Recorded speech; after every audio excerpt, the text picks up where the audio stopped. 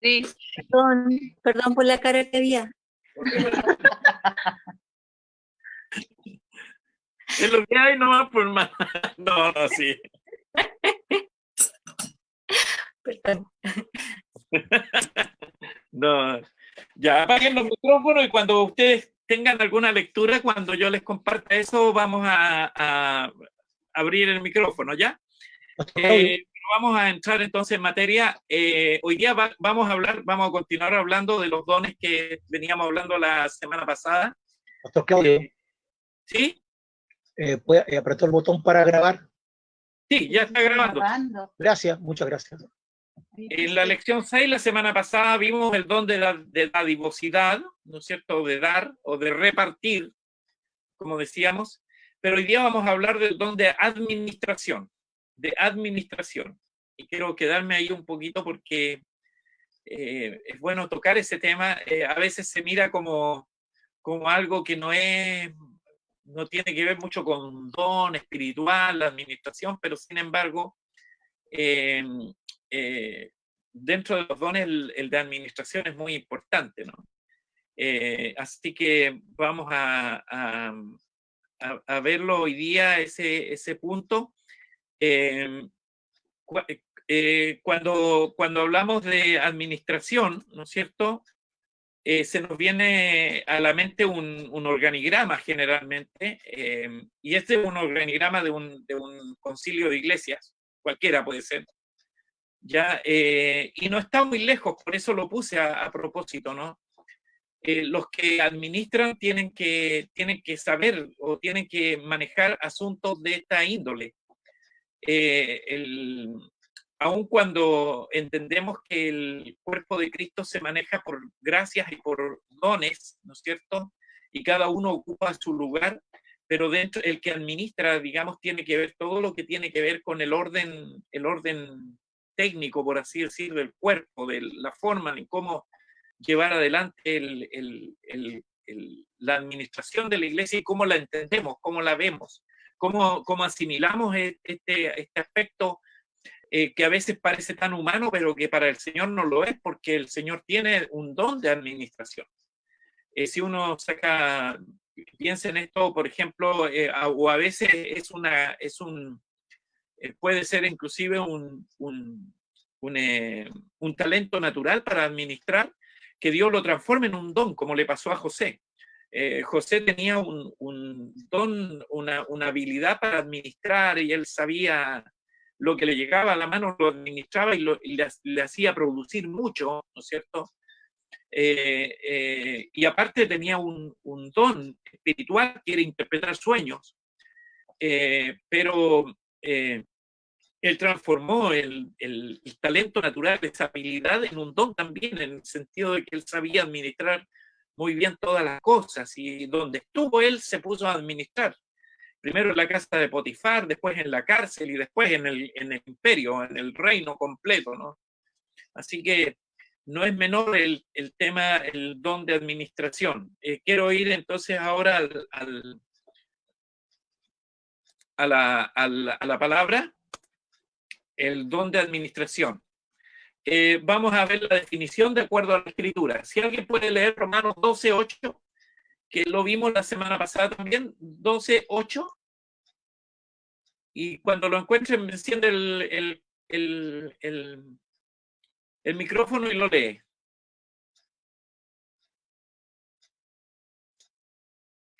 Romanos 12:8.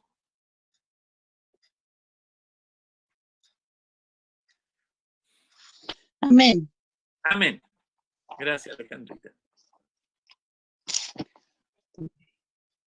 El que exhorta en la exhortación, el que reparte con liberalidad, el que preside con solicitud, el que hace misericordia con alegría. Ya, quiero quedarme en la frase, solamente en la frase que dice el que preside con solicitud. El que preside tiene que ser solícito. La palabra presidir aquí viene del griego, de una palabra griega que significa ser cabeza de una junta, congregación o tribunal. Ya puede ser usada en cualquiera de esas áreas, ser cabeza de junta, de congregación o de un tribunal, el que preside. Sin embargo, si vamos a Primera de Corintios capítulo 12, versículo 28, si lo pueden leer también, aparece utilizada la misma palabra, pero fíjense ustedes, la misma palabra en el original griego, pero aquí aparece sí la palabra administración. Primera de Corintios capítulo 12, versículo 28, ahí se lo puse en la imagen para que lo puedan ver. Y a uno puso Dios en la iglesia, primeramente apóstoles, luego profetas, lo tercero maestros, luego los que hacen milagros, después los que sanan, los que ayudan, los que administran, los que tienen don de lenguas.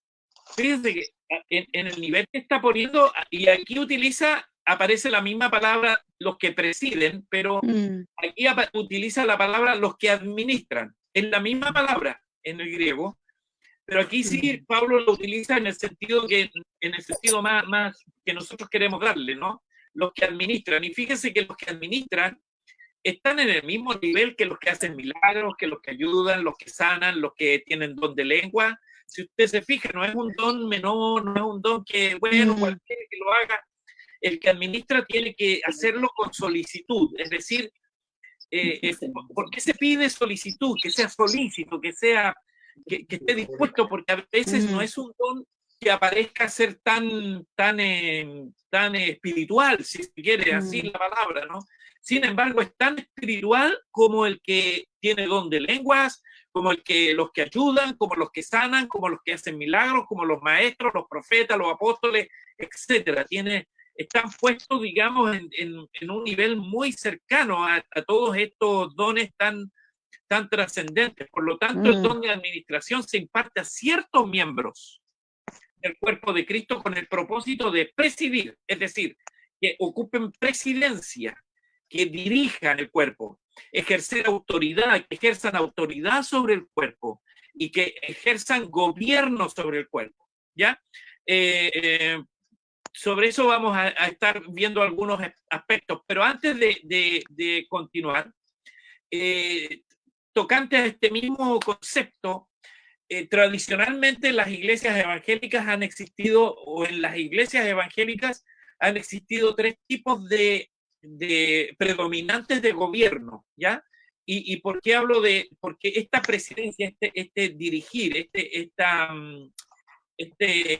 el don específico, ¿no? Del que estamos hablando de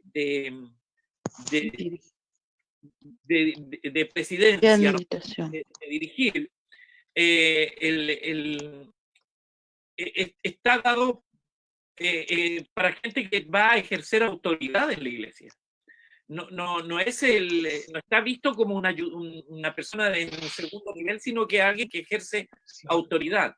Y tradicionalmente en las iglesias evangélicas han existido tres tipos predominantes de gobierno, ¿no? O de cómo se ejerce la autoridad dentro de la iglesia. Históricamente, ¿no? Históricamente está el sistema de gobierno congregacional, ¿no es cierto?, conocido como una democracia dentro de la iglesia, típica de las iglesias bautistas históricamente, o las congregacionalistas, o también con gran arraigo en la sociedad cristiana norteamericana, ¿ya? Ellos son los padres de este modelo de iglesia congregacional. Pero hay un modelo mucho más antiguo, que es el modelo episcopal, ¿cierto?, que tiene un estilo autocrático y centralizado, un gobierno con un estilo autocrático y centralizado, ¿cierto?, practicado específicamente por iglesias más antiguas y tradicionales como la anglicana, los metodistas, los ortodoxos, y es un poco, diríamos, una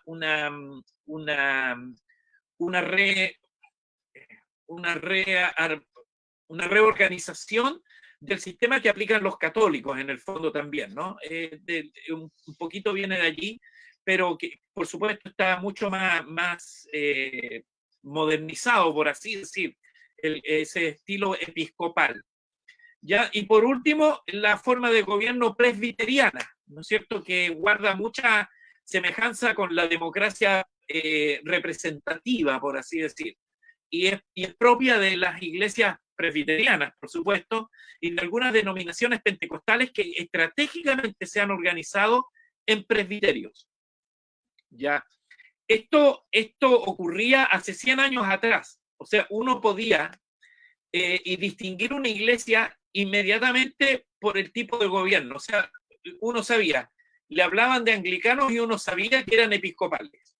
O le hablaban de presbiterianos y uno sabía que era gobierno presbiterial. O le hablaban de, no sé, bautista, no, este es congregacional, ¿ya?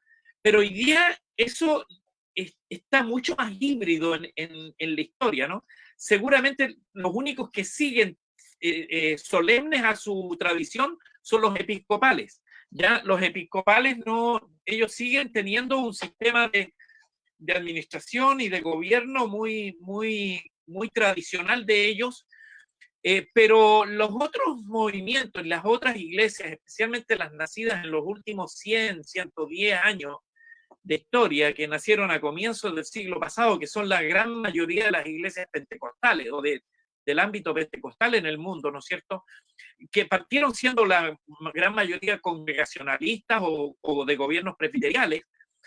Hoy día estas iglesias han ido mutando a integrar parte de los tres, de alguna manera, ¿no? Parte de los tres. Quiero decirles que originalmente las asambleas de Dios en el mundo nacieron siendo un gobierno congregacional, la iglesia a la cual nosotros pertenecemos, ¿ya? Sin embargo, esta forma que sí funciona hasta el día de hoy en Estados Unidos, en gran parte de las iglesias, ha ido mutando porque el gobierno congregacional, digamos, en principio son iglesias autónomas, ¿ya? El concepto de congregacional es que la iglesia es autónoma, es decir, cada iglesia en particular es autónoma en su gobierno, en su gobierno local. Lo único que le preocupa a la organización en términos generales es que la iglesia no pierda su contenido doctrinal y esté bajo los estatutos y normas aprobados por la congregación o por la organización en términos generales.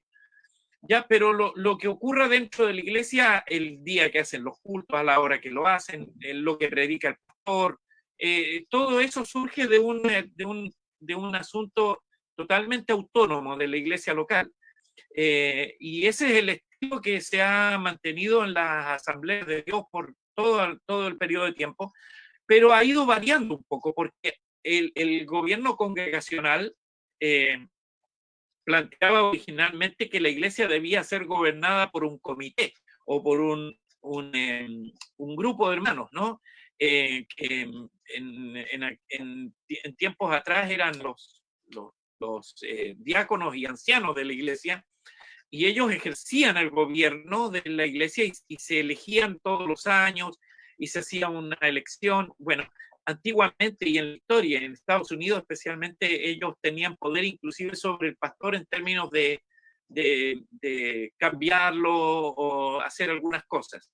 Ese modelo fue variando, fue mutando en el tiempo, y las iglesias a nivel local se han vuelto episcopales, es decir, el pastor es la cabeza máxima de la iglesia y tiene un cuerpo de liderazgo, pero que está conectado al pastor, no está desconectado del pastor, al contrario, están bajo una autoridad pastoral, y eso es un modelo más episcopal dentro de la iglesia local, aunque organizacionalmente nosotros observamos más bien hoy día hemos mutado desde congregacional a presbiterial, ¿no? Y así funciona la iglesia en términos generales. La Asamblea de Dios especialmente, ¿no es cierto?, cuenta con una organización a nivel nacional de Chile.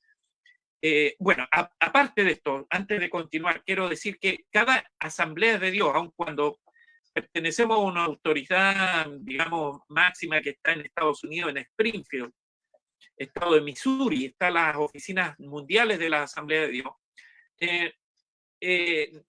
En cada país, las Asambleas de Dios ha tenido que someterse a leyes locales además. Por lo tanto, la estructura denominacional también obedece a la forma práctica que ofrecen los gobiernos para que uno pueda ejercer una estructura denominacional. Por lo tanto, en Chile, por ejemplo, nuestro pastor principal, digamos, representante de la organización es un presidente. Y fíjense que, bueno, es más bíblico esto porque estamos hablando de la palabra presidencia, ¿no? Y él ocupa el cargo de presidente nacional de las Asambleas de Dios, y él tiene un cuerpo directivo de 5 personas que son el comité ejecutivo de las Asambleas de Dios. Ya ellos lideran la administración global de toda la Asamblea de Dios a nivel nacional, y ellos pertenecen allí. La Asamblea de Dios se divide en distritos a nivel nacional, y en la actualidad cuenta con 8 distritos, las Asambleas de Dios. El Distrito Norte Grande, Distrito Norte Chico, al cual nosotros pertenecemos por zona geográfica. Está el Distrito Central, el Distrito O'Higgins, está el Distrito Sur, el Distrito Araucanía, el Distrito Los Lagos y el Distrito Zona Austral, que sería la zona misionera. 8 distritos, y cada distrito elige también una directiva, ¿no es cierto?, de 5 directores o 5 personas, hermanos, pastores que presiden a nivel distrital. ¿Ya? Y así se va conformando. Y después cada distrito está dividido en secciones, y cada sección tiene un presbítero. Por eso nosotros hoy día, nuestro gobierno es más presbiterial, ¿no? Tiene un presbítero, y nosotros nos reunimos todos los meses. Estos meses, este mes que pasó lo hicimos por Zoom, por esta misma vía, y nos pudimos conectar, y así funciona. Pero a nivel local, lo que más se nota es un gobierno más episcopal, en términos de que en la gran mayoría de la iglesia el pastor es la cabeza de la iglesia, ¿ya? No es un cuerpo dirigente como era antiguamente, ¿ya? Y creemos, desde mi óptica, esto ha ido mutando porque Dios nos ha ido llevando a este tipo de gobiernos, y además porque en muchos casos el pastor de la iglesia es el que la fundó, ¿no? Entonces, generalmente cuando un pastor es fundador, además, como se da en nuestro caso de la iglesia nuestra, ¿no es cierto? Uno va entrando dentro de ese concepto, y uno no se atrevería a juzgar la autoridad de un pastor. Y es lo que hoy día está ocurriendo. Entonces, cuando uno lee en 1 Corintios capítulo 12, ¿no es cierto?, versículo 28, uno se da cuenta de que los que administran no son unas personas secundarias dentro de la iglesia, sino que deben ser personas que ocupan un cargo de autoridad, porque el que preside, ¿no es cierto?, es cabeza de junta o de congregación o de un tribunal. O sea, tiene una significancia muy importante esa palabra presidir en la escritura, ¿ya? Entonces, dicho esto, que fue como un paréntesis para explicar un poco la parte más administrativa nuestra, nosotros ahora a nivel local, ¿no es cierto?, tenemos un pastor, que es el pastor Norberto Barrera, ¿no es cierto?, que él es el pastor fundador de la iglesia. Tiene él un pastor ayudante, que soy yo, ¿no es cierto?, y que estoy colaborando en esta actividad, y por gracia del Señor, él me reconoce al mismo nivel, amén, pero yo lo reconozco a él en este sentido. Y luego tenemos una directiva en la iglesia, hay un cuerpo directivo, y a nosotros nos preocupó, ¿no es cierto?, dentro de ese cuerpo directivo poner dentro de un área muy importante la administración dentro de la iglesia. Por eso estamos hablando de este don, del don de administrar, ¿no es cierto?, porque es un área sumamente importante, y hoy día, hermanos, en el siglo que vivimos, este don cobra una mayor relevancia, porque hoy día nosotros le debemos al mundo, y lo voy a decir con responsabilidad, le debemos transparencia al mundo. Nosotros no podemos organizar y administrar la iglesia como cualquier cosa, ya anotando en servilletas cosas. Antiguamente a veces en las reuniones anotábamos en una servilleta los puntos. No, hoy día tenemos que formalizar algunas cosas, porque nosotros estamos siendo visto por el mundo. El mundo nos está mirando mucho y ahora más que nunca, hermanos. Hoy día estamos llegando y accediendo a más personas por los medios. Mucha gente se preocupa de saber, ¿no? De saber qué está pasando. Nosotros como iglesia, mucha gente está preocupada de la economía de la iglesia, ese tipo de cosas. Entonces, la administración cobra hoy día una relevancia de mayor importancia especialmente frente al mundo que nos rodea, y por eso quería tomar este tiempo para explicar todas estas cosas, que después pueden haber algunas preguntas si ustedes quieren referente a esto para poder contestar. Y nosotros organizamos la iglesia luego del grupo administrativo de hermanos que ven la parte económica principalmente de la iglesia y que también son parte de las reuniones en términos, cuando se hacen reuniones tipo negocios, de una voz importante dentro de lo que podamos hacer. Son consultados regularmente cuando hay que hacer alguna inversión o cuando hay que hacer algún aspecto. Es gente muy importante. Pero luego tenemos otro liderazgo que también en alguna medida administra, que tiene que ver con los líderes de jóvenes, que tenemos un lindo matrimonio, ¿no es cierto?, de hermanos como Nelson y Priscila, que ellos son autoridad también, ejercen grados de autoridad, se fijan dentro de la iglesia y por lo tanto administran dentro de ese grupo, de ese núcleo. Tenemos un área de damas, de varones, etcétera, que después queremos ir formalizando mucho más esas áreas para que tener una iglesia administrada, no solo ministrada, sino que administrada correctamente y de acuerdo a los criterios que la Escritura nos enseña, ¿no? Y necesitamos los que presiden en todas esas áreas. Quiero decirle a todos los que me están escuchando en esta noche que en algún día, cuando esta iglesia ya acceda a tener mucha más gente, porque va a tener más gente, todos los que me están escuchando seguramente van a tener que ejercer algún grado de autoridad, de administración en distintas áreas, no solo económicas.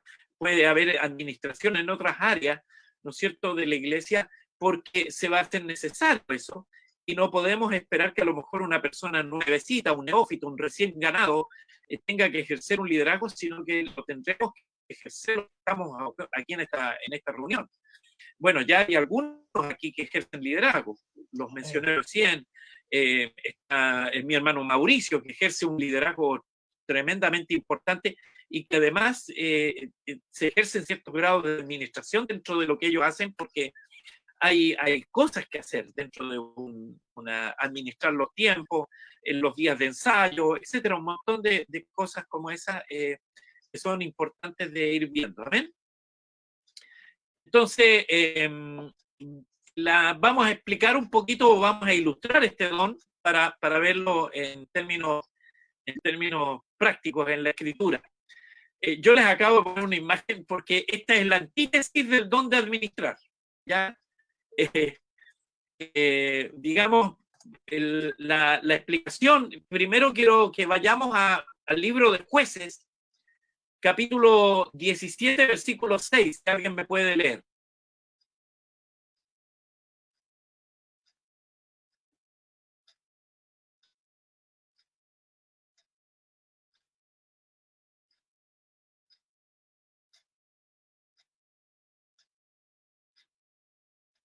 Jueces, capítulo 17, versículo 6. ¿Están ahí todavía?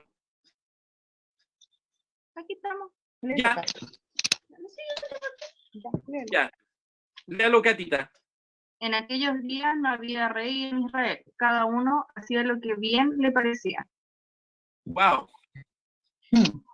Piensen lo que haría un ejército sin generales, sin oficiales. Fácilmente puede uno imaginarse los problemas de un ejército y lo que diría su informe si cada uno hacía lo que bien le parecía. Eso nos habla de desorden, ¿no? Ese ejército fue derrotado con una facilidad impresionante porque no tenía quien lo dirigiera. Cada uno hacía lo que bien le parecía. Y a veces hay grupos, hay iglesias que se transforman en esa imagen, en donde el pobre pastor tiene que estar tironeando a la gente. O sea, cada uno hace lo que quiere y no es esa la idea de Dios. El cuerpo de Cristo también necesita hombres que presidan, que dirijan y que gobiernen, ¿ya? Por supuesto, entendiendo y teniendo muy claro de que Cristo es la cabeza del cuerpo y Él es el que preside, Él es el que preside sobre todo el cuerpo y dirige sus asuntos. Pero se necesitan cristianos para que presidan y dirijan a los muchos grupos de creyentes que forman parte del cuerpo de Cristo en todo el mundo. Se necesita gente que administre. Cada grupo de creyentes necesita a alguien con el talento de presidir y de administrar. Amén. A los creyentes se les ha ordenado, amén, se les ha dado una orden. Y mire, si alguien puede leer en Hebreos capítulo 13, Hebreos capítulo 13, versículo 17.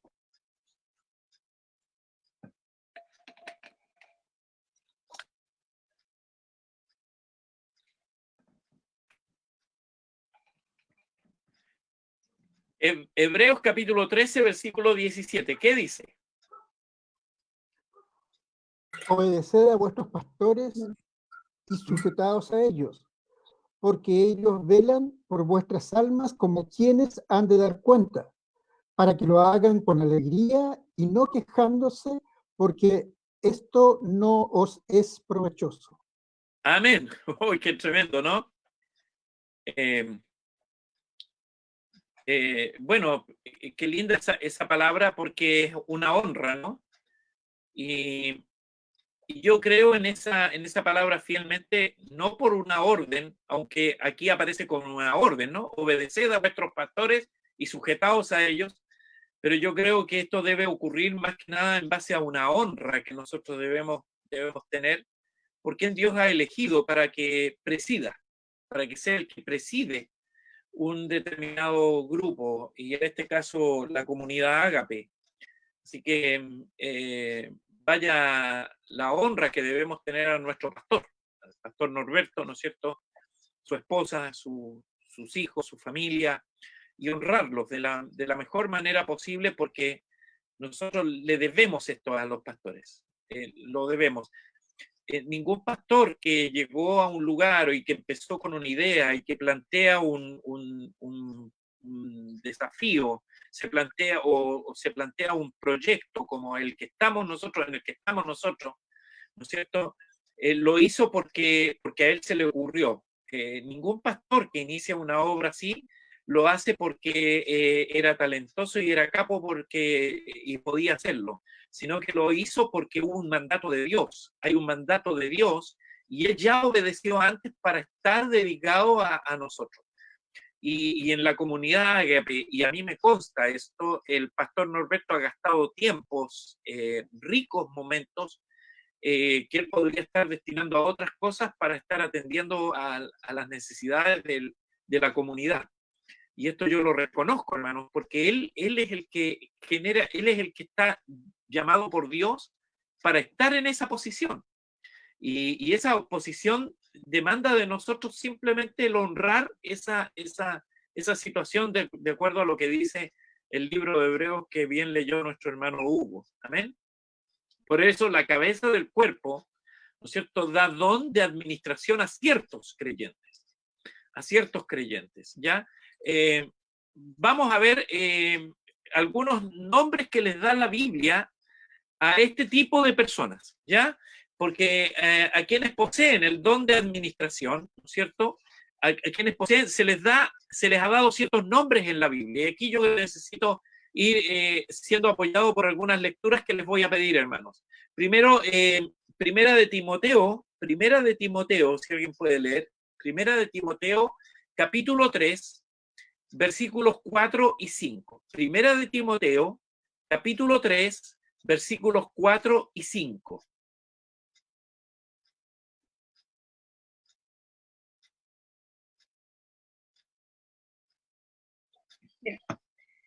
Porque todo lo que Dios creó es bueno y nada es de desecharse si se toma con acción de gracia, porque por la palabra de Dios y por la oración es santificado.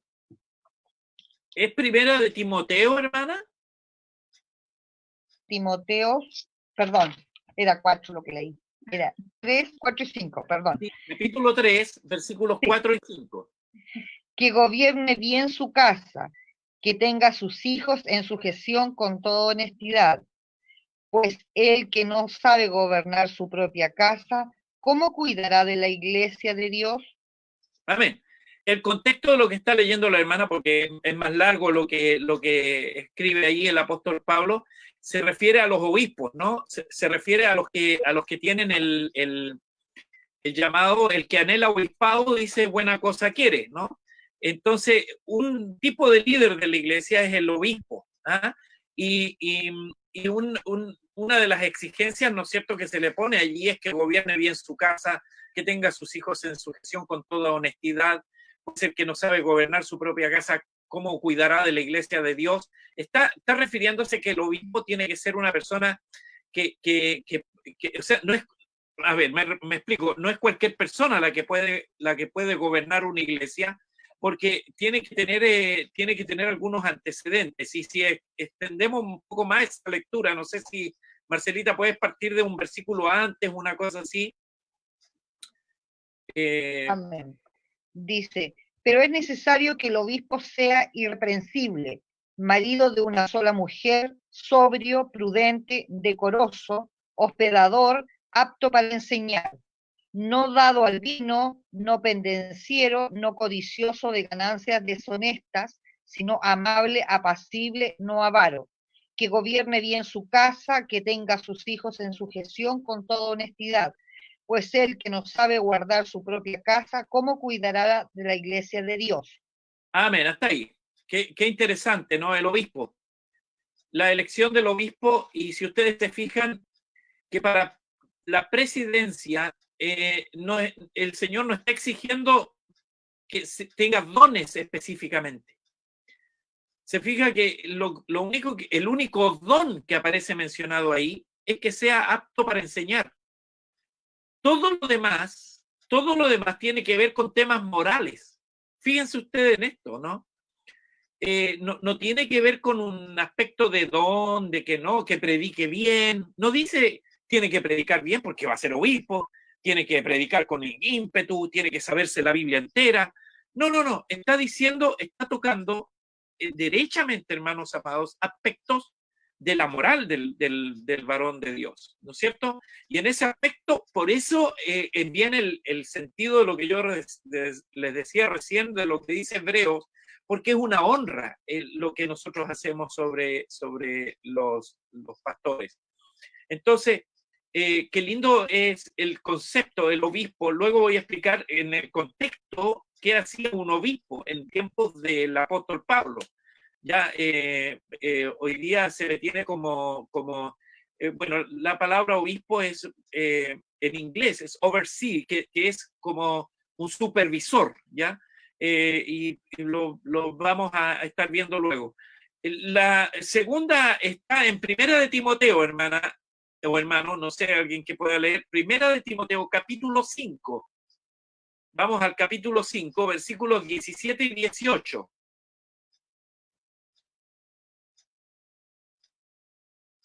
Amén. Ya. Los ancianos que gobiernan bien sean tenidos por dignos de doble honor, mayormente los que trabajan en predicar y enseñar.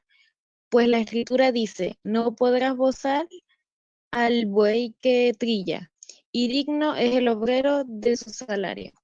Amén, qué lindo. Aquí se está refiriendo específicamente a los pastores locales, al pastor local, a los ancianos que gobiernan bien, sean tenidos por dignos de doble honor, mayormente los que trabajan en predicar y enseñar. Es decir, lo que está queriendo decir aquí el apóstol es que los ancianos que gobiernan bien, primero, que gobiernan bien, ¿no es cierto? Utiliza la palabra gobierno, que gobiernan bien, sean tenidos por dignos de doble honor, mayormente los que están dedicados a tiempo completo. Eso es lo que quiere decir mayormente los que trabajan en predicar y enseñar. O sea, al usar el término trabajan en predicar y enseñar, está diciendo de que ellos están dedicados a tiempo completo en esta labor, ¿no es cierto?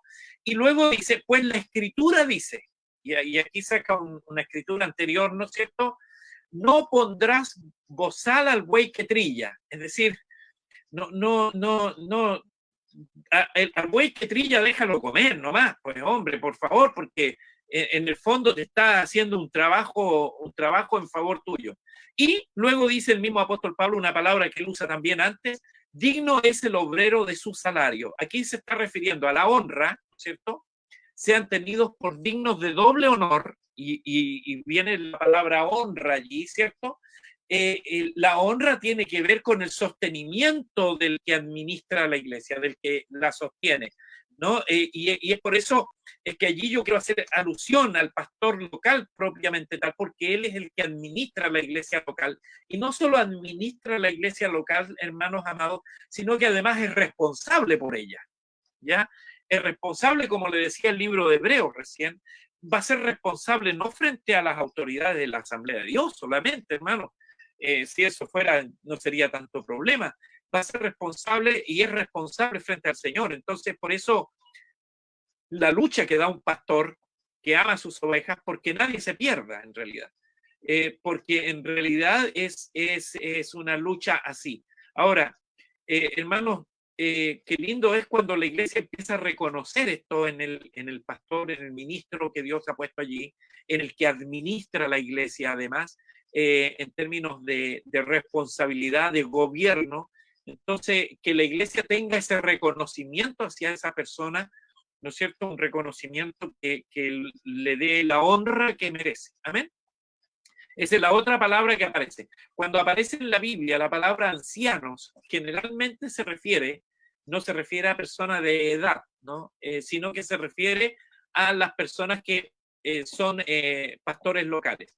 Quiero decirle que en Chile no ocurre así, pero en muchos países, los ciudadanos de un país que alcanzan un cierto nivel de responsabilidad, porque han sido cumplidores, porque nunca han estado presos, porque siempre no han tenido grandes conflictos en su vida, qué sé yo, los países los reconocen como senior, son ancianos del país, ¿ya?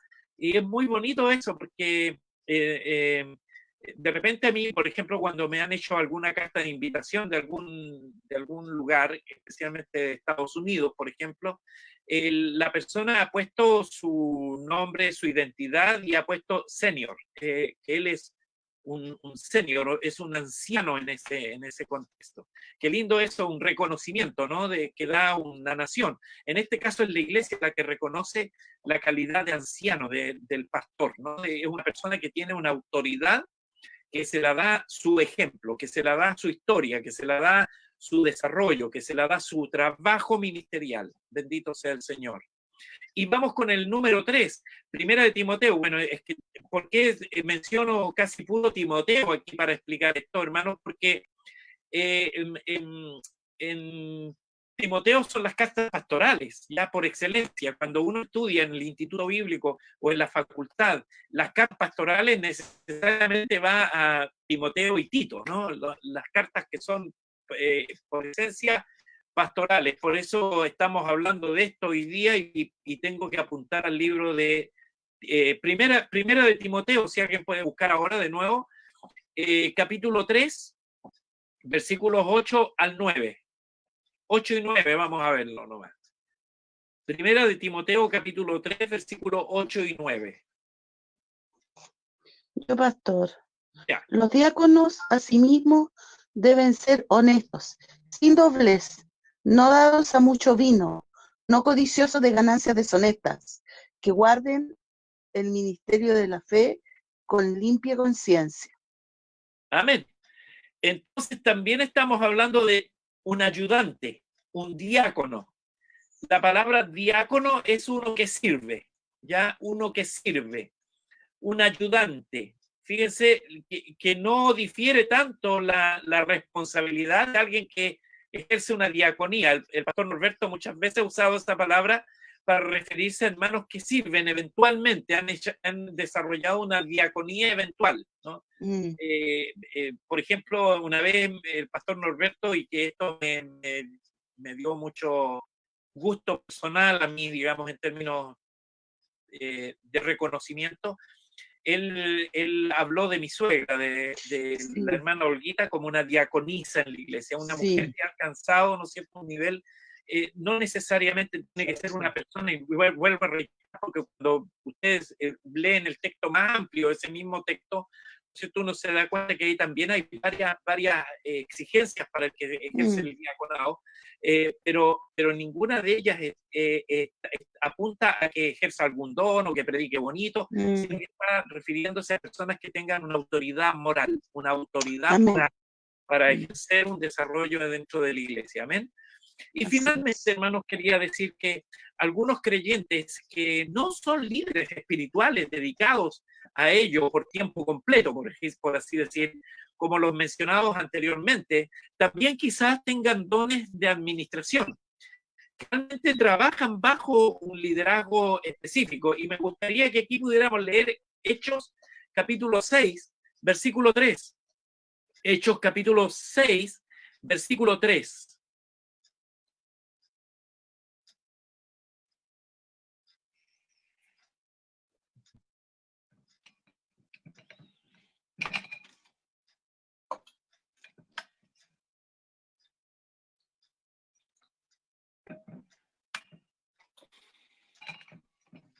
Buscad, pues, hermanos, de entre vosotros a 7 varones de buen testimonio, llenos del Espíritu Santo y de sabiduría, a quienes encarguemos de este trabajo.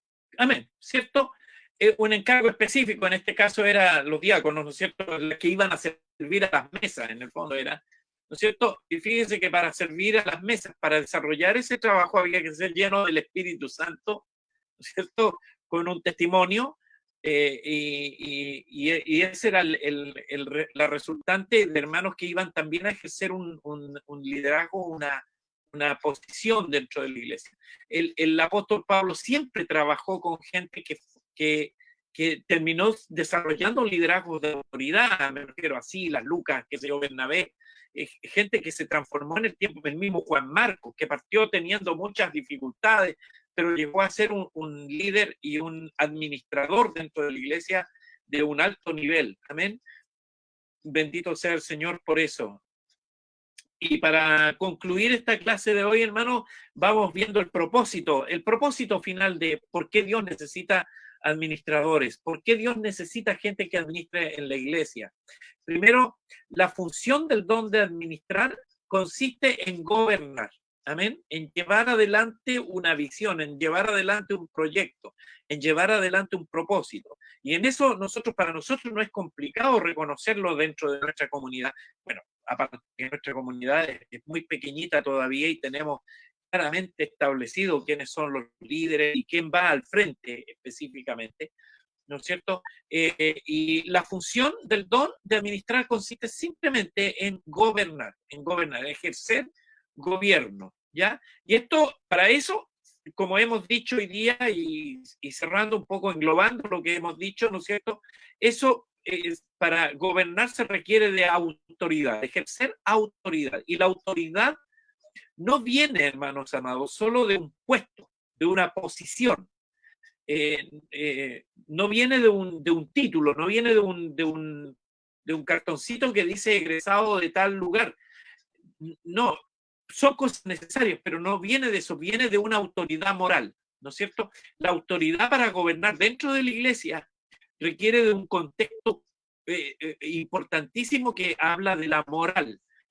Eso, hermanos, en estos últimos siglos se ha perdido, especialmente en este último siglo, se ha perdido la autoridad moral. Antiguamente, hermanos, y ustedes, no sé si se acuerdan algunos, porque no son tan viejos todos, pero yo leyendo la historia, ¿no? Me refiero a contextos históricos. Antiguamente, si a alguien en Estados Unidos, por ejemplo, un presidente se le descubría por ahí que la hija había tenido un problema con alguien por allí, perdía toda su carrera presidencial. Es decir, en aquella época era así, pero hoy día se han perdido los niveles de autoridad moral. Hoy día han pasado a tener más importancia el conocimiento de la persona. Hoy día ha pasado a tener más importancia las capacidades técnicas de una persona. y ha quedado en un segundo plano, una autoridad moral que pienso que no debe perderse. Amén. Y para terminar, el propósito de este don consiste en dar unidad y fortaleza al cuerpo de Cristo a fin de que pueda cumplir su propósito en el mundo. Entonces, lo podemos ver, y para cerrar esto, en el Salmo 133, versículo 1, si alguien lo puede buscar y leer, Salmo 133, versículo 1 nada más.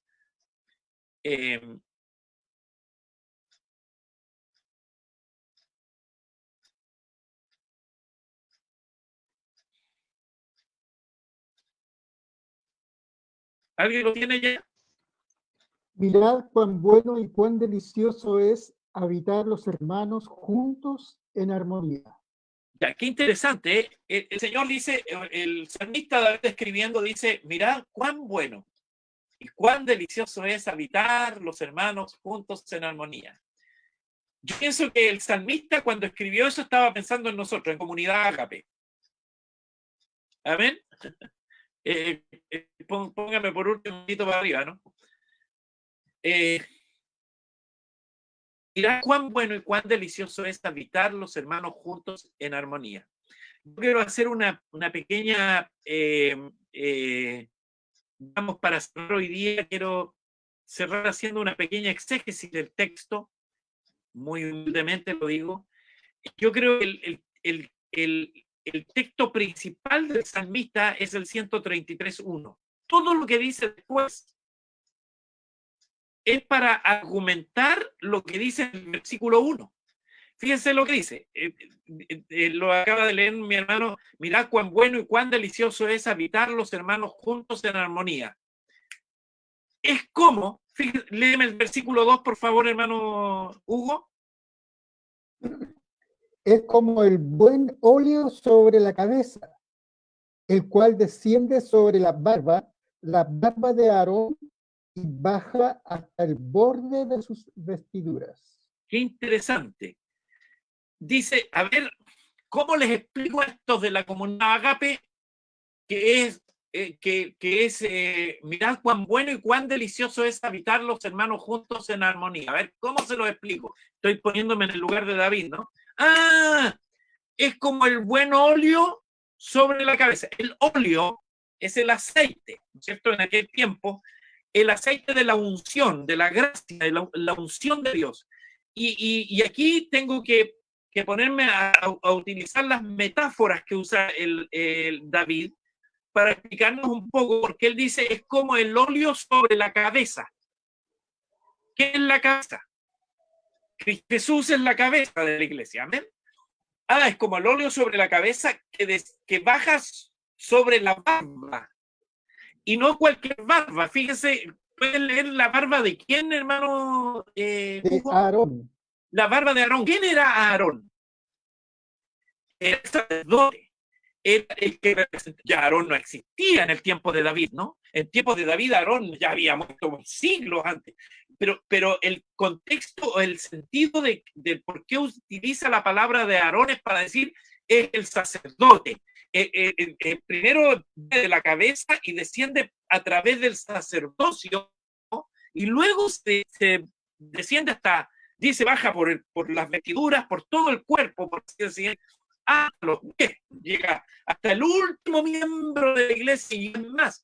En aquella época dicen los historiadores que era tanto el aceite que le echaban al sacerdote cuando lo ungían, ¿no es cierto? Que corría por todas sus vestiduras el aceite y no solo llegaba hasta sus pies, sino que a través de las vestiduras caía un poco de ese aceite también al suelo, alcanzando a otros, queriendo decir que hay muchos más que son bendecidos que ni siquiera están dentro del cuerpo, pero que en algún momento son bendecidos por esta unción que está siendo administrada desde la cabeza, desde la barba, hasta llegar al suelo. Por eso nosotros hoy día y nosotros regularmente estamos orando por personas que a lo mejor algunos de ellos ni siquiera son parte del cuerpo de Cristo, pero como la unción alcanza y está bordante, puede llegar hasta donde sea. Amén. Pero a lo que me quería referir es que el sentido de lo bueno, más cuán bueno y cuán delicioso es habitar los hermanos juntos en armonía, tiene una forma, tiene una explicación de parte de David y culmina diciendo, ¿cierto? Es como el monte. Rocío. El 3, por favor, hermano. Como el rocío de Hermón que desciende sobre los montes de Sión, porque allí envía Jehová bendición y vida eterna. Qué lindo el orden como da, ¿no? Primero dice con el rocío de Hermón. El rocío de Hermón es también una significancia de la unción, que el rocío de Hermón, Hermón es el monte de Dios, así se llama, Hermón, monte de Dios, que desciende sobre los montes de Sión, la iglesia. Los montes de Sión representan la iglesia. Fíjate que como David, como es poesía, lo explica de manera muy poética, tiene un sentido para nosotros, como una hermana que está aquí en la clase. De repente hay personas que dicen, sí, pero esto es pura poesía, la Biblia. Sí, pero es que la poesía no necesariamente tiene que estar diciendo cosas que no existan. En este caso está diciendo algo terriblemente claro y práctico, pero lo está diciendo de manera poética. Lo que está diciendo el salmista en este Salmo 133 es que la iglesia necesita una buena administración. Eso está en el fondo, ¿no? Pero está diciendo de que esto viene en un orden y eso debe funcionar para que haya, ¿no es cierto? Porque allí envía Jehová bendición, primero, y además vida eterna. Amén. Muchas gracias. Y hasta ahí llega la presentación que les tenía, hermanos. Ay, perdón, me da con agarrar otro. Ahí está. Amén. Y agradecido del Señor por esta oportunidad que hemos podido ver. Un tema bastante práctico, como ustedes se dan cuenta. ¿Habrá alguna pregunta, hermanos? Ya, Mauricio aprendió inmediatamente para hacerme la pregunta.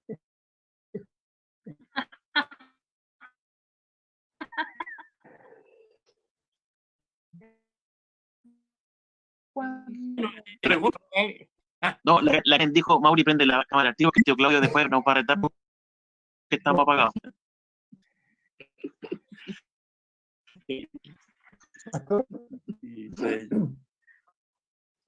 creo que esta lección a mí me encanta porque habla acerca de la vida de la iglesia y muchas veces las congregaciones se pierden, por decirlo de una forma, porque no tienen claro cómo se gobierna la iglesia y que muchas veces se asocia a las administraciones de empresas, porque yo lo he escuchado muchas veces que hacen un parangón con respecto a eso, pero sin embargo al hecho de la administración se agrega el valor espiritual.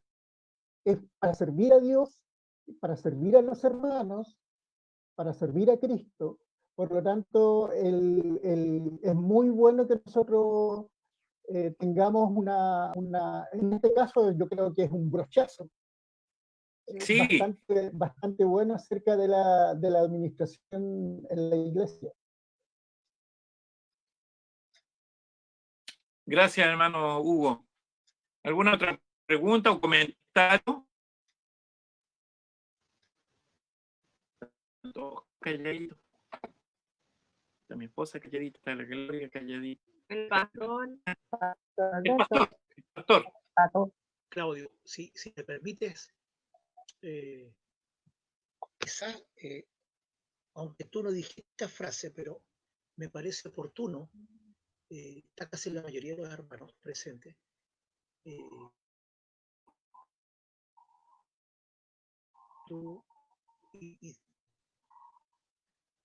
hiciste un análisis de las funciones de un pastor, lo recito, y ese tremendo recuerdo que has hecho, yo lo primero que me pregunté, Señor, tremenda responsabilidad, porque hay mucha responsabilidad sobre eso respecto a una congregación, y eso es que es una congregación pequeña. Y tú me honrabas a mí directamente, correctamente, me honrabas por mi labor. Entonces, me parece justo en este instante decir lo siguiente, es que, y lo hemos conversado muchas veces los dos, y los hermanos deben tenerlo muy claro, aunque los hermanos seguramente lo han percibido ya desde hace un tiempo, respecto de los dones que tenemos tú y yo. Perdón, mi esposa me dice que apenas se me ve la cara, voy a ayudar aquí. Ahí sí. Y es que es muy claro entre nosotros, hermanos, y no tengo ningún problema con Claudio decirlo con claridad frente a ustedes, que el pastor Claudio tiene un don de maestro abiertamente entre nosotros, y parece que alguna pizca de profeta también, quizás. Quizás alguna pizca de profeta ha dicho algunas cosas que no se han cumplido. O don de profecía. O don de profecía, que sería distinto. Entonces, queda muy claro por lo que él ha dicho, de que como don, claro, a mí no me cabe ninguna duda, que yo soy pastor como don del Señor establecido.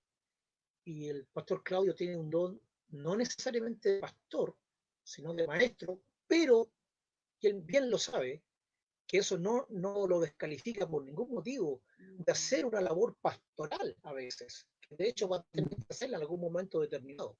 Entonces, Iglesia, Rebeca, Karen, Gloria, Camila, Olga, los que están detrás de las pantallas, que no los veo, sí, Pastor Claudio es un maestro entre nosotros y agradezcamos al Señor que en la iglesia haya maestros y pastores. Así que eso es lo primero que quería decir, y al Señor sea alabanza por estos dones que están en medio de nosotros, entendiendo que hay otros dones del Señor en desarrollo entre nosotros, Claudio. Amén.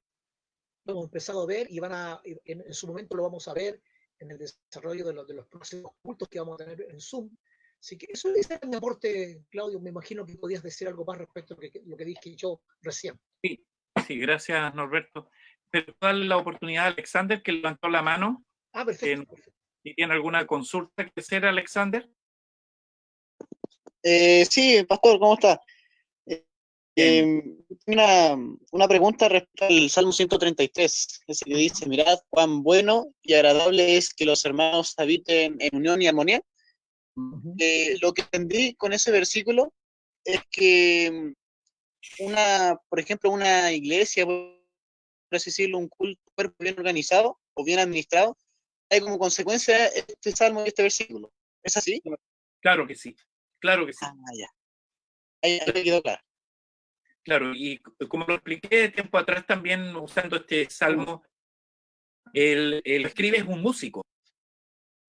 Y el músico sabe, cuando un músico habla de la palabra armonía, él sabe lo que está diciendo. A veces para un neófito en música, escucha la palabra armonía y cree que todos andan flotando, que nadie se hace daño, que nadie se toca, que todos se aman. No, la palabra armonía en la música es orden. Es cuando uno pone las notas en el pentagrama y para que exista armonía esa nota tiene que estar puesta en el orden correcto, en la ubicación correcta. Si no, si esa nota se sale de su punto, se pierde toda la armonía de toda la pauta musical.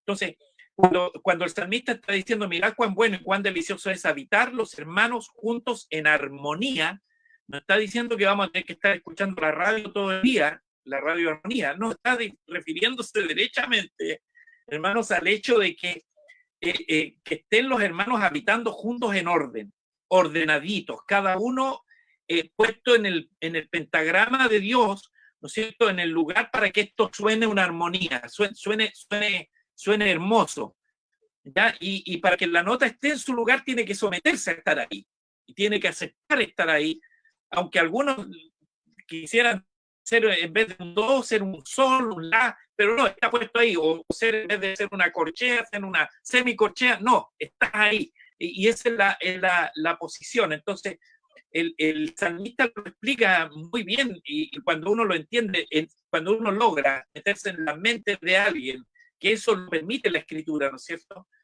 es importante entenderlo desde la perspectiva del que lo está escribiendo, y ese es un área de la exégesis que uno tiene que manejar para poder entender un texto como lo estaba explicando el mismo David en ese momento. Pero está muy bien, Alexander, esa es la idea. Esa es la idea. Así que qué bueno que tenemos a Alexander ahí en la clase. ¿Estás con tu papá, Alexander? Sí, aquí está el novio. Qué bueno, qué bueno. Saludos al hermano Pablo, mi hermano Pablo. Qué bueno. ¿Alguna otra pregunta? Hermana Gloria, la Camila, mi esposa, Karen, está por ahí Rebe. Rebe recién puso un aplauso, parece que puso algo así. ¿Algún comentario? No pregunta, pero comentario. Teníamos una alabanza que era así, ¿o no, pastor? Sí. Mira cuán bueno y cuán delicioso es. Oh, qué lindo era. Sí, me acuerdo. Vamos a escuchar un número especial de nuestra hermana Marcela, que nos va a... ¿Qué? No. Oye, recién nos reíamos no significa que estemos todo el día escuchando radio, no significa que estemos escuchando la radio Armonía. Yo le decía a la Catalina, decía, oh, yo paso escuchando todo el día radio Armonía. No. Pero no es lo mismo.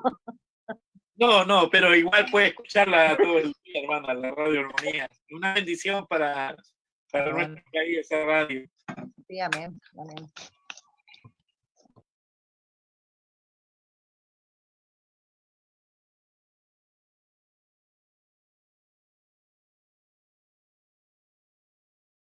Termine para grabar, va a quedar grabado, así que le damos un saludo, la contamos como parte de nuestra comunidad, de nuestro estudio del día de hoy. Amén, pues hermanos. Es decirles, qué lindo el gesto, sí, qué lindo el gesto de ayer de nuestra hermana Marcela también, la oración, de orar por los pastores, y ha sido una tremenda bendición eso, hermanos, siempre estén orando por sus pastores, porque el hecho de ser pastor no nos asegura a nosotros absolutamente nada. La historia está llena de pastores que han caído, ¿ya? Y que hoy día ni siquiera están. Entonces, nadie está libre. El apóstol Pablo también lo dice, y el mismo Señor Jesucristo lo dice. Y mirando la paja en el ojo ajeno, cuídate de no caer en lo mismo, porque de repente nos volvemos un poco juiciosos, pero Dios tenga misericordia de nosotros y nos cuide, nos conserve, especialmente a nuestro pastor Norberto, y que nuestra congregación siga creciendo y siga abundando en bendición. Pero un factor importante, hermano, de la preservación de los pastores y de su vida emocional y todas esas cosas pasa por la oración de los que están ahí en la congregación. Amén.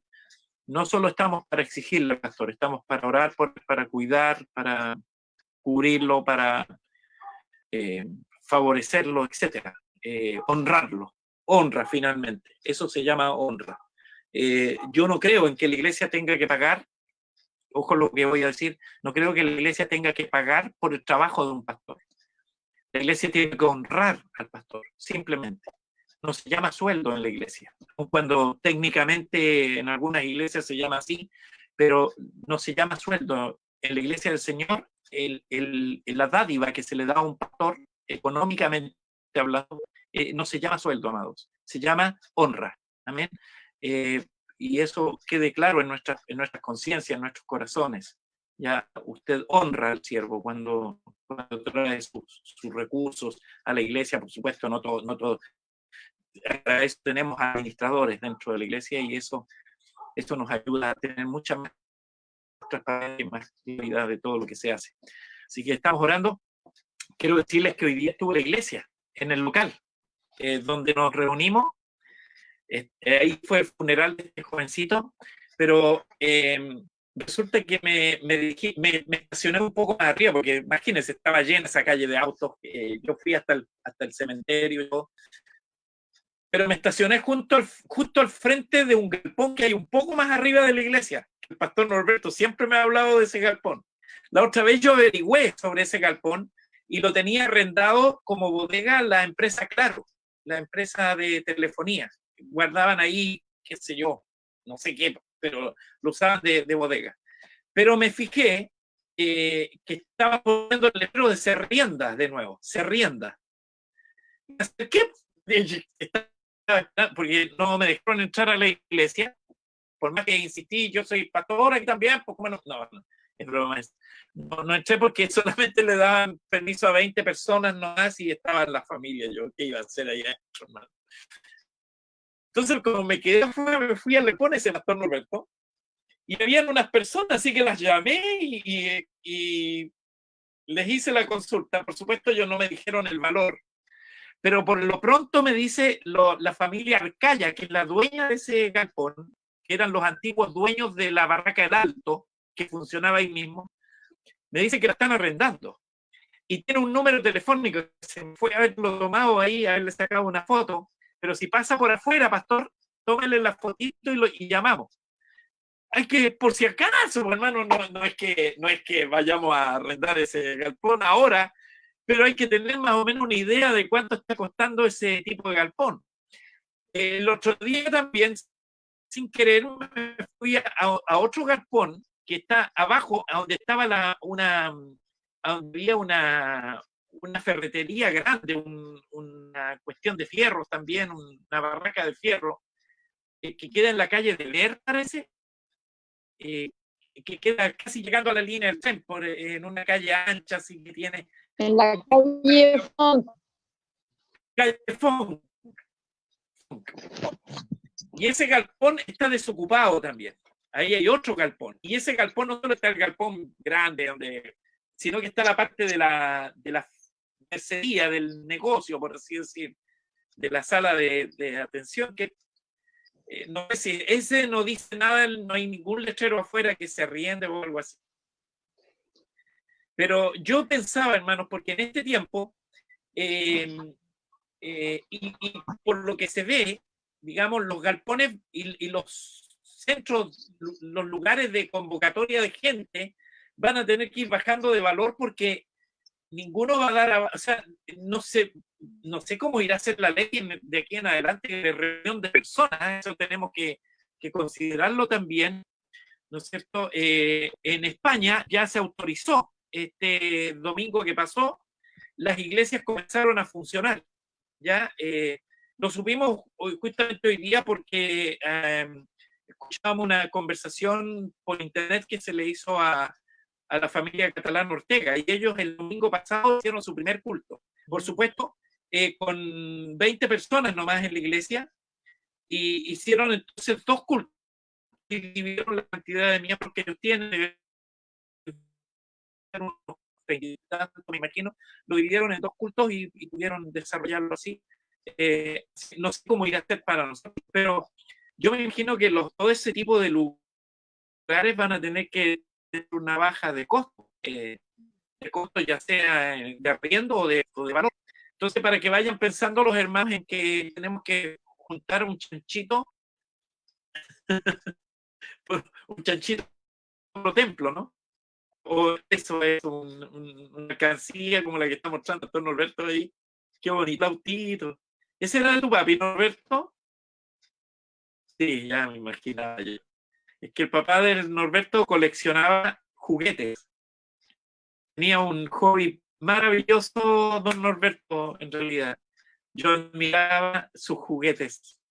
Oh, tenía juguetes maravillosos. Unos autos antiguos, pero juguetes históricos. Autitos, pero preciosos. Y tenía un tren Märklin, era Märklin, marca Märklin, nunca me voy a olvidar. No, Franklin. No, Märklin. Era la marca. Y los Märklin eran unos trenes eléctricos chiquititos. Oh, y lo ponía alrededor del árbol de Navidad, se veía maravilloso en la noche porque tenía luces y cosas. Bueno, estoy divagando ahora ya nomás porque ya terminó la clase. No me quedó claro, pastor, algo. ¿Era Franklin o Merklin.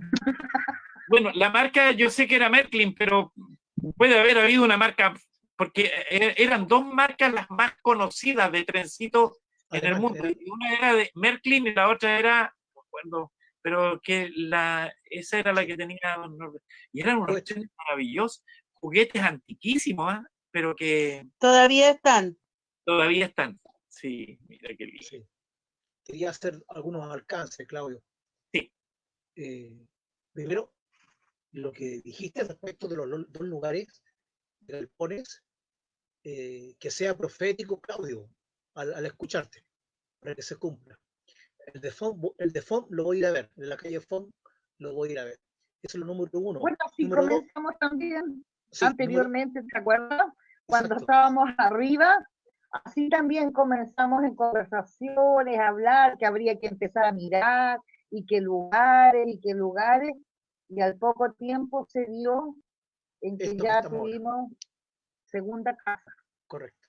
Lo segundo, Bernard, que no sé si la Camila lo puede confirmar, pero yo prendí mi celular y se estaba transmitiendo este estudio, se estaba transmitiendo también por Facebook, Claudio. Ah, ya. No Ya, sé. entonces me di cuenta que la Angie estaba conectada y yo Ya. chateé con ella y pude, pero sí pudo ver el estudio a través de Facebook. Ah, ya. ¿Ya? Qué bueno. Eso es lo otro. Y creo que era lo otro, se me olvidó. Se me olvidó. Eso era Que lo la otro. marca era Merklin. Sí. Bueno, porque lo que sería bueno contar, ¿por qué hay tantos juguetes? Vamos a ir a verlo al cuarto mañana para salir de duda. Ya, sí, para que me aclare, porque Oye, no me acuerdo yo tampoco así. Mi papá tenía todavía muchos, todavía están Muchos todos, ¿verdad? juguetes. Con mi hermano tuvimos que repartirlos. Y la verdad es que mi padre, cuando era pequeño, nunca tuvo juguetes. Hasta que se hizo hombre, se casó y definitivamente decidió comprar juguetes a medida que tenía plata. Y tenía una tremenda estantería. Sí. Y todos esos juguetes, definitivamente después los heredamos mi hermano y yo, que hasta el día de hoy los tenemos, inclusive algunos los hemos regalado a algunas personas, porque son muchos, muchos. Desde el más pequeño, plásticos que no tienen ningún valor, a otros que cuestan, no sé, 15, 20, 100.000 pesos. Hay esta plata guardada ahí. Esa es la historia. Sí, muy Y él lindo. quiso autosatisfacer su corazón respecto de comprarse regalos, porque fue un hombre muy pobre al principio. Sí. Pero tuvo su tiempo de mucha bendición. Sí. Y fue un hombre muy generoso. También. Algo que recordamos de Norberto Barrera Sí. Padre. Sí. Un hombre generoso con la iglesia. Así es. Fue un hombre muy, muy especial, muy generoso. Sí. Dijo a la iglesia de maneras que de repente nos sobrepasaban, ¿no? En términos del pensamiento, y fue un hombre muy especial, muy lindo. Bueno, y nos heredó dos hijos preciosos. Y al final recibió al Señor, que es lo más lindo. Logró recibir al Señor unos 3, 4 meses antes de morir. Claro que sí. Gracias. Amén, hermano. Vamos a orar para terminar este tiempo de estudio. No sé qué les pareció, espero que estén agradados con este material del... Bueno, hoy día me salió un poco más del libro porque... pero quise extenderme y para explicar algunas cositas que creo que para nosotros, los de la congregación, es necesario entenderlas de esa forma y darnos cuenta, hermanos, de que nosotros no estamos en un desorden, sino que pertenecemos a una organización, además, que está muy bien administrada y que tiene gente que está al cuidado y estamos bajo cobertura, que es un elemento muy importante para nosotros como creyentes y para nosotros como pastores. Así que darle gracias al Señor nada más y vamos a darle gracias ahora Claudio, al Señor. Sí. Recordemos que estamos con de aniversario este sábado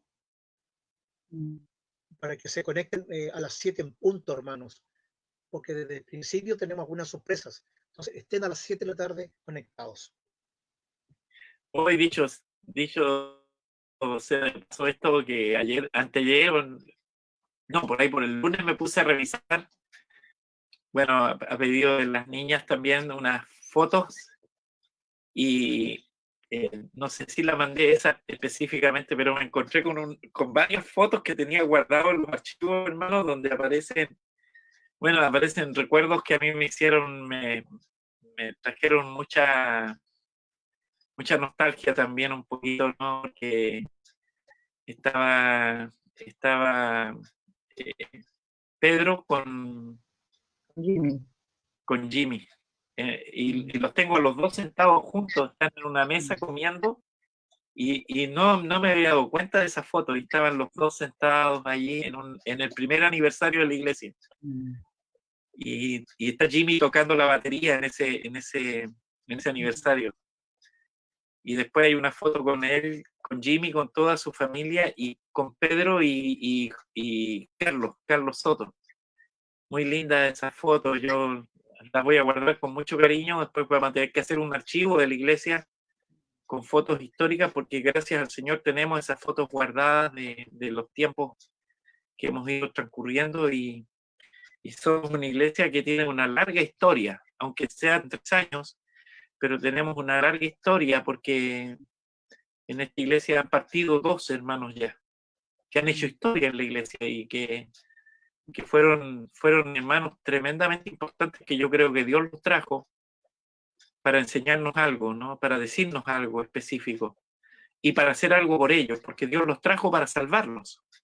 Y los trajo de otros contextos muy lejanos. A uno los trajo desde la zona austral, de Punta Arenas creo que era, o de no sé de dónde. Punta Arenas.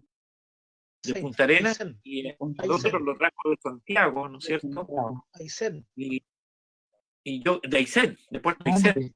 Y lo trajo específicamente, y yo creo que nunca me voy a olvidar de Pedro, ¿no es cierto?